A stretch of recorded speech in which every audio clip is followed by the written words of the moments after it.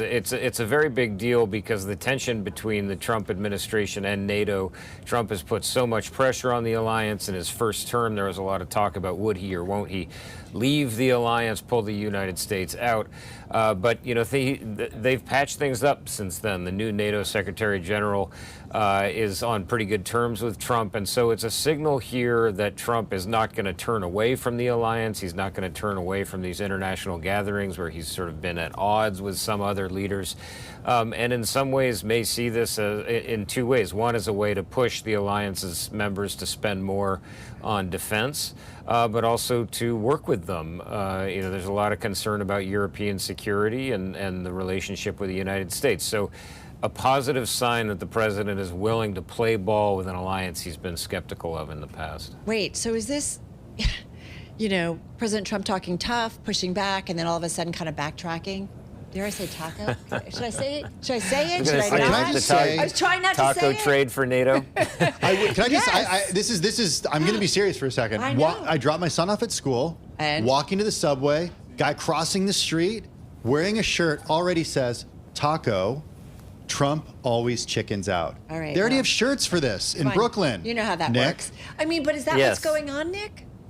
Let's say it does fit with a broader pattern we've seen from the administration. I mean, listen, the officials in the administration have said that a lot of the hullabaloo, a lot of the speculation that Trump would leave NATO was always overblown, that he never intended to leave it, and that he used that as essentially a forcing mechanism.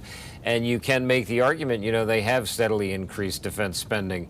The administration is now saying they want NATO countries to spend 5% of GDP on defense, which is a target that many are not going to reach or have not committed to reach for a very long time. But, it wasn't that long ago that we were talking about 2%. And, there has been a real steady growth in the number of countries doing that. You can ascribe that to various different reasons, including the Ukraine war, but certainly Trump is going to take credit for that, and the trend lines are pointing in his direction. So why has it that Europe has struggled with sufficient or insufficient air defense cover? Is it just because they haven't spent? Or, help me understand kind of where they've been in terms of protecting the continent. Well, I mean, in a lot of ways, for major defense, they've relied on the United States. It's a relatively new technology. It's expensive. You have to deploy a lot of launchers and systems, far more than you might anticipate you would need.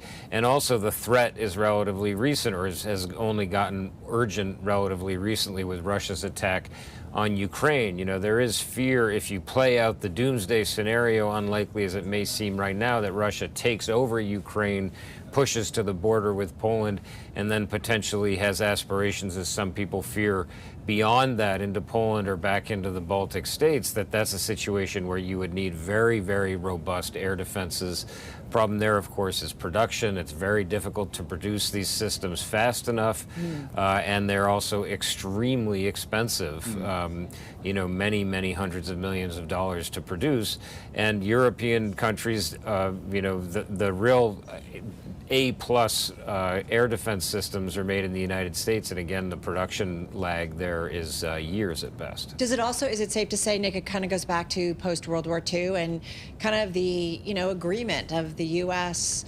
kind of helping Europe rebuild and being there and supportive? It also gave the U.S. incredible access to those markets. I think we've talked about this with you before, but I keep thinking about historically kind of this relationship and what it's meant. Yes, I mean, historically the trade-off has always been, listen, the United States will be sort of your protector. That has applied much more for places like Japan than it has for Europe, but there has been this implicit agreement. The United States will be your security backstop in exchange for this very, very robust alliance, for the United States having great influence and sway, and also cementing those partnership, with great access and control over the security system. There are a lot of benefits to the United States from that.